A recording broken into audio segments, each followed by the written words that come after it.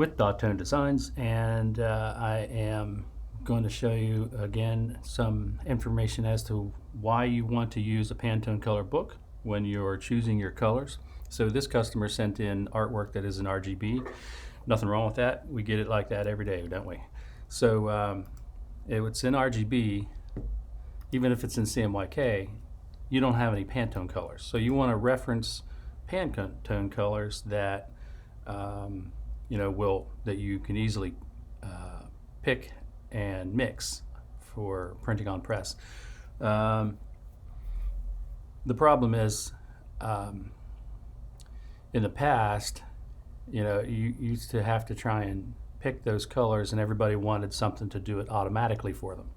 So Illustrator came out, I don't know, a few years ago, 3 to 5 years ago, whatever version, they came out with Recolor Artwork. So in order to access that, you have to click on a color. So let's say it's that same color. And then that gives you this little Recolor Artwork icon up here. And so you click on that, but the kicker is it does give you custom spot colors, but the only thing is to pull it from your book, you want to go to down here under None and then choose Color Books and then drag down to the one you're using, which I'm using solid coated, Pantone Plus solid coated. Click OK, and there in the list it gives you that Pantone number. The problem with that is, as you see on the right side, that is the color conversion that it gives you. So it's pretty close on the purple, obviously the white and the black, but the blue is off.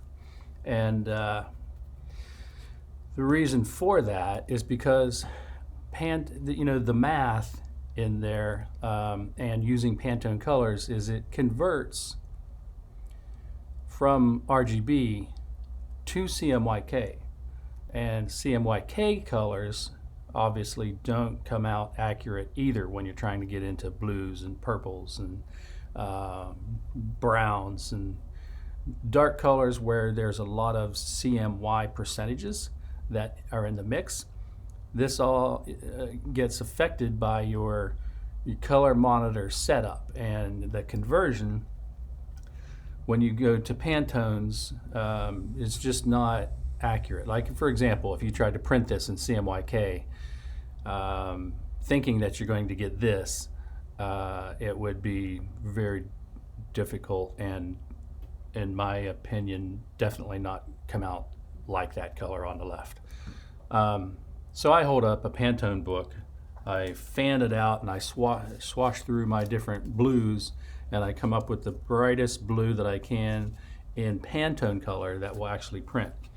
And then that color would end up being Pantone 300. Select same fill color, and then I go to where's my Pantone? Down here, and then I type in 300.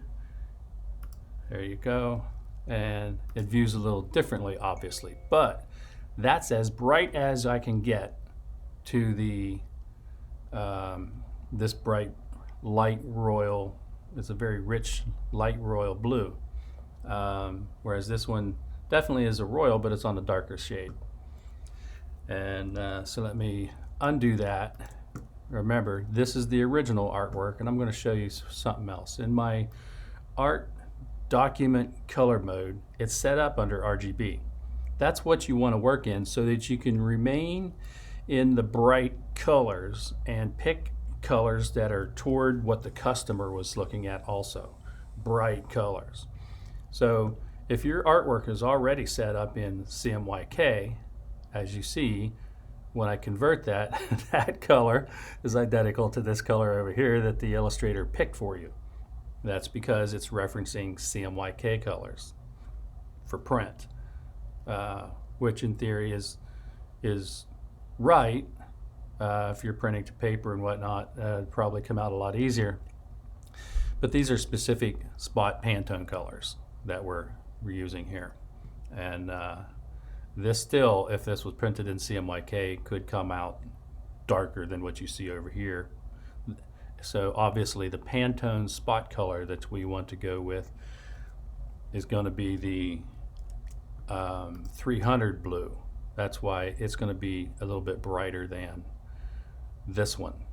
Not as bright as what you see in RGB, obviously, because there are no RGB colors. And so I believe that's that. I hope that helps.